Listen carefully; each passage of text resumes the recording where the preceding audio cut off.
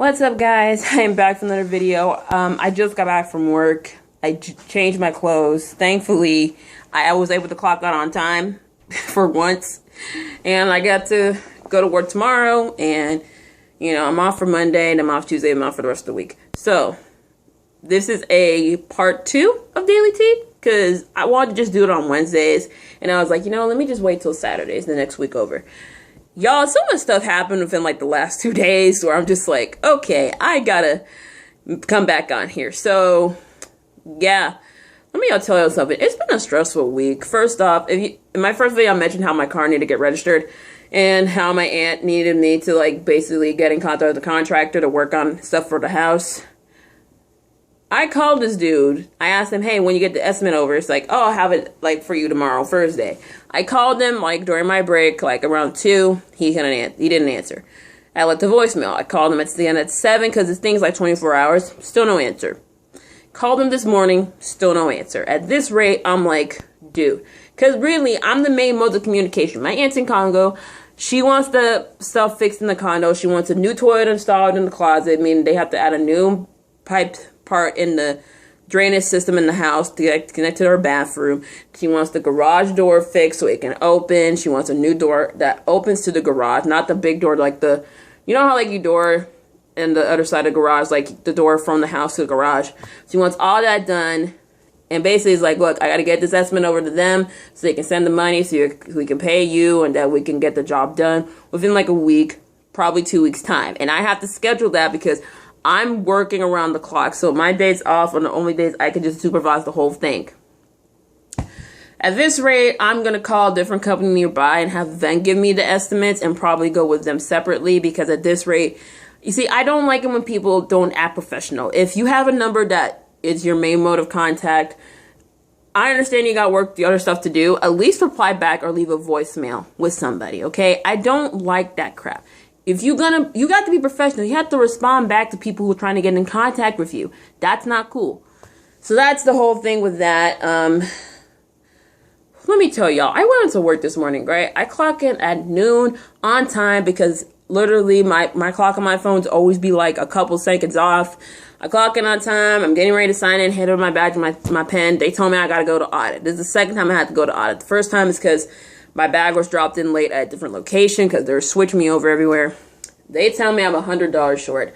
I'm like, what the hell? They said, okay, it's from this location. Well, I was only there for an hour. They were on a break, and then they sent me back to the one I'm supposed to be there for the day. My money was locked up all day. I didn't even go unregistered. They sent me home early. I dropped my bags with the coins and the cash. They had my coins, just couldn't find my cash.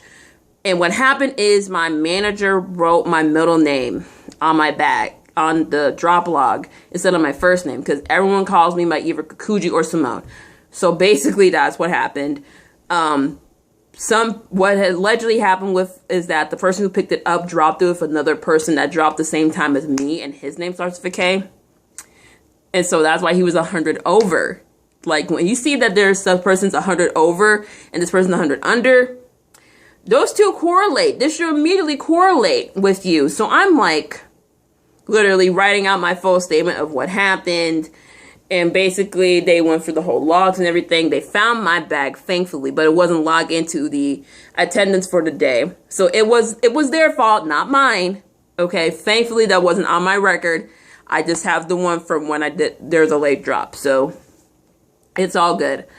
Whew, I was literally about to cry in cash control right there. I was just like, this is not my fault. I dropped both the bags. Like, I was about to cry, y'all. It literally felt like that to me. Oh my goodness. Because really, like, I'm not trying to get in trouble or anything. I make sure I clock in on time. I make sure I use my counterfeit pen to check cash. I make sure I write out everything. And sometimes it gets smudged because of the heat and humidity, but my name's still legible. So, yeah, it's just a lot, y'all. It's just a lot of stress from 1 week. And then next week, I have to drive to Dallas Monday to finally get the register for the car. I gotta go and get in contact with this other contractor. I gotta pay this part of the rent, and I gotta do doggone. I gotta get for the week. I'm picking up shifts because your girl needs the paycheck. Just basically that. So that's a little update on my life. So, Yeah, on to the stuff that happened this week. Now, I know people are going to want me to address this first because it literally just happened like an hour ago. Y'all know Star got canceled, and, you know, Lee gave us hope last week, literally last week, and then the next day it was like it ain't happening. Well, now he posted a new post on IG saying that we're going to get closure for Star. Now, from what that people assume, maybe we'll get a 2-hour movie, maybe we'll get a mini season where it's like the 13 episodes like they did the first time. I'm going to keep it 100 with y'all. I'm not getting my hopes up again, okay? I'm not. My optimistic meter is cut in half after this because I've never cried over a show getting canceled. That broke my heart watching that first video. So, and basically it said, you know, stop getting at Fox. Matt, don't get them mad. From what I'm assuming, I'm not expecting a 2-hour movie. I'm not expecting another season. I'm expecting probably a crossover with Empire. Because the way that he alluded it, even though he's shooting with like one producer and she reposted the video, I'm thinking they're probably in a meeting with Empire because they're in pre-production right now. And they're probably going to move the girls over to it. Will I watch it if it happens? No. Just no. Because the reason they're doing it is partially to appease fans. But also at the same time, you're just going to cut their storylines in half just to tie in loose ends and have them there for like 1 or 2 episodes. And probably not all of them. We're probably not even going to see the whole cast. Maybe we'll see Jude because, you know, they're really close and she'll fill in on that stuff. But, like, you're only going to do that so the Star cans can watch Empire because the ratings are trash. And the whole thing, you're not going to have Jesse on this season. You're probably not going to have Terrence this season if he goes, because he's currently under investigation for tax evasion. That's my other thing I'm going to get into later. And to top that all off, you switch over to Tuesdays at 9 the same time as This Is Us. This Is Us is my show. I have it reserved for Tuesdays. I'm not going to give up my show that got renewed for 3 more seasons because they were allowed to end the show by their terms. So yeah, that's basically what it is. And if they're on it, they're gonna cut their storylines and they're probably gonna manipulate it. The writing on Empire is trash anyway, so they're probably gonna mess up their stuff too. And it's like, what's the point? It's a waste of time, waste of money, waste of the girls' time. It's just like, I'd rather take the series finale that we got in May rather than what we will get in September. So if y'all decide to watch, that's fine. I won't be watching. They're not getting my live ratings. So I'll just go off of what they tweet on Twitter. Honestly, y'all, my optimism meter is just cut in half. I'm so cynical. But y'all, I'm just tired. I'm not putting my faith into something like that no more. I'm not. Speaking on Empire, Jesse is officially not coming back for the 6th season. I mentioned it earlier. Variety posted an article on Twitter saying that the writers were preparing to write him into the 6th season, and Lee replied back real quick saying that this is not fact. Jesse won't be returning. So basically it's like set in stone. He ain't gonna come back. It ain't happening. So we may not see Terrence there too because he's under investigation for tax evasion. I swear. Y'all celebrities don't know how to manage your money. Like, god dang. Especially, I'm disappointed because white people, we're told all the time to manage your money well. And you're under investigation for tax evasion. Come on. I know one article say he was doing it to hide money in his divorce from his wife, who's now, he's getting married to again. So I'm not sure on that. There'll probably be more information leading up to the possible trial. So, you know, tax evasion, they're going to make you serve jail time. So we may not see Lucius, but I don't know how involved Lucius is. They might do a time jump. They might do a thing where he's not there. He's just in hiding. I don't know, but I don't care. Congratulations to Jay-Z. He's the first hip hop billionaire.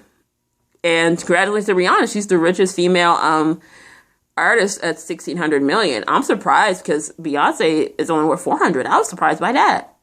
But you need to drop this next album. And, allegedly, she's working on music, we know that she's working on music with Lion King, but someone had mentioned that she's working on new music right now. I'm not taking any words for it until I see a album drop. That's basically that. Speaking of Beyonce, the Bayhive needs to calm the F down, okay? So this story came out, basically, Beyonce and Jay-Z, they're at Game 3 of the NBA Finals. They were sitting with the owner of the Warriors and his wife. She was sat next to Beyonce. Beyonce was sat next to Jay, so she was communicating. And y'all gotta understand, these basketball games, they are loud. They are loud. When you're front row behind all the fans, it's gonna be loud. So you're gonna be leaning over people trying to top them.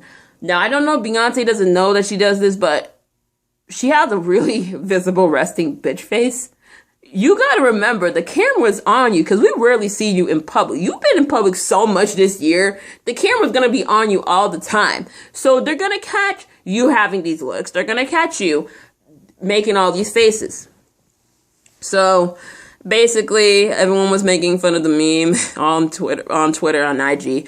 But the next day, everyone started sending death threats through the owner's wife's DMs and her comments, so much so she deactivated the comments and just deleted and deactivated her accounts on social media completely. And it's just like, y'all gotta stop. Like, I don't care how much you defend her or how much you love Beyonce. Y'all are grown ass people going so hard for somebody who's never met you, who's never even gonna meet you. Like, I hate that about stans because they go so hard, so unnecessary. And y'all do this every time someone talks to Jay-Z.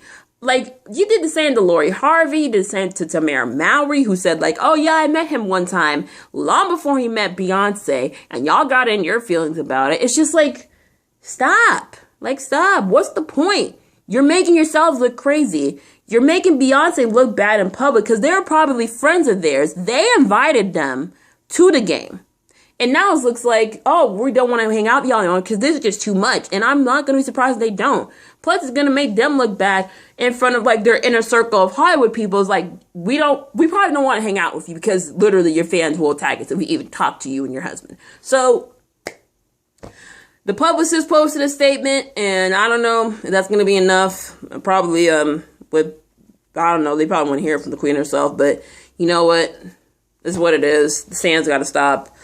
What else? So, Jordan Craig, who is Tristan Thompson's first baby mama, she came out today and basically said that the whole time back in 2016 when Tristan left her for Khloe, she ended up getting complications from her pregnancy because of all the stress. Her doctor ordered on bed rest because she almost went into premature labor. I was not surprised to hear about the story. I can imagine what she went through. To have yourself put in the public like this, basically labeled as the baby mama he done for Khloe, that sucks. That really sucks. And honestly, the whole thing with, honestly, I don't know why Khloe does this. I don't know why she sticks around guys that treat her like crap. Like, it shouldn't, like, I hate it when people say we stay for the sake of the kid. The kid ain't gonna be happy about it. Like, the kid can tell that you're unhappy and that you shouldn't be putting yourself through this. So that's all I'm going to say about that. The Jason Mitchell situation with The Chi. So, if you didn't hear, Jason Mitchell was fired from The Chi and his Netflix movie and dropped by his agencies after numerous complaints and allegations came out against him for sexual harassment. Also, Lena, the showrunner of the Chi, basically pinned all the blame on Lena Waithe. Lena Waithe did come out and say that she did give him a second chance. She wanted a black woman in HR to come take over to make sure it doesn't happen again. Basically, she thought she can give him a second chance. Listen, if they do it once, how are you going to know they're not going to do it again? Once you show that behavior, it shows that there is a problem. The fact that this happened in season 1, you let Tiffany Boone leave at the end of season 2, or towards the end of season 2, depending on how the season is at this point. You let Jason stay out his contract. The fact that this happened on another set, on another project with Netflix, because I feel like they've been had this under the rug. This happened not last year, but the year before when they filmed season 1, and it happened again when filming season 2.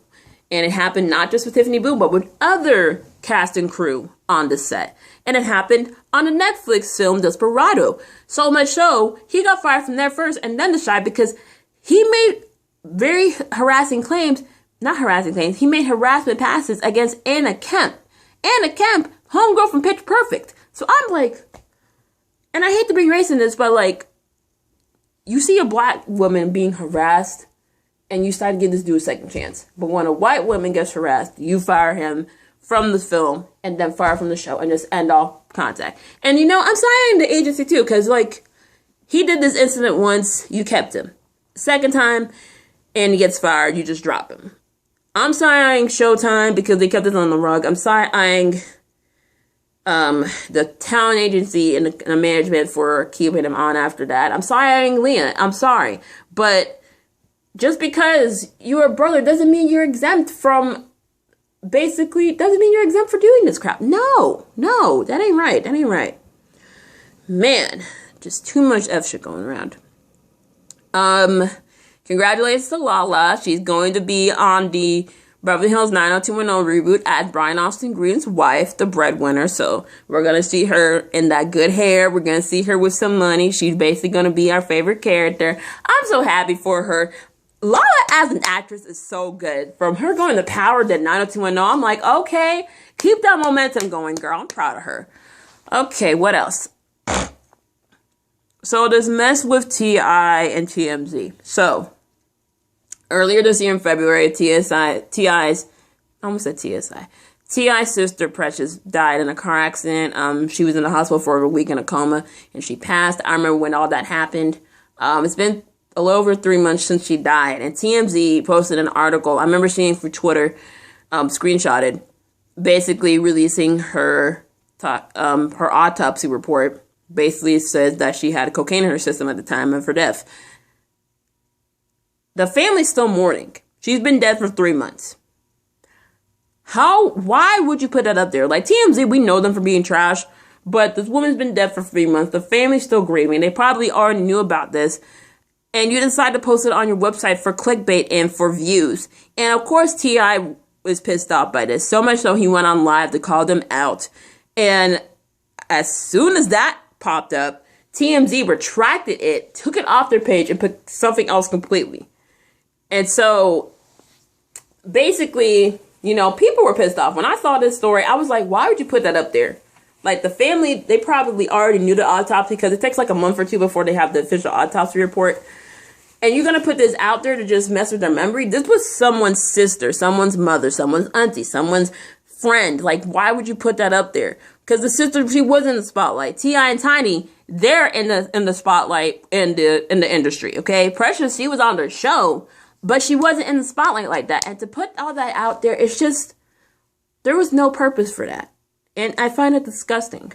And TMZ does this before with other people, but the fact that they retracted it and put out an apology, says something. It says something. What else happened? Bradley Cooper broke up with his girlfriend Arena Shake after 4 years. And immediately everyone thought it was Gaga's fault. No, people, okay? Breakups happen. Even though they're celebrities, they're normal people, y'all. Just different tax brackets, okay? My goodness. Linda Fairstein, the lawyer, not the lawyer, the prosecutor in the When They See Us Central Park 5 case was dropped by her publisher after she was dropped by her board of trustees at a university on the foundation she's on, and people are trying to get her books off the shelves.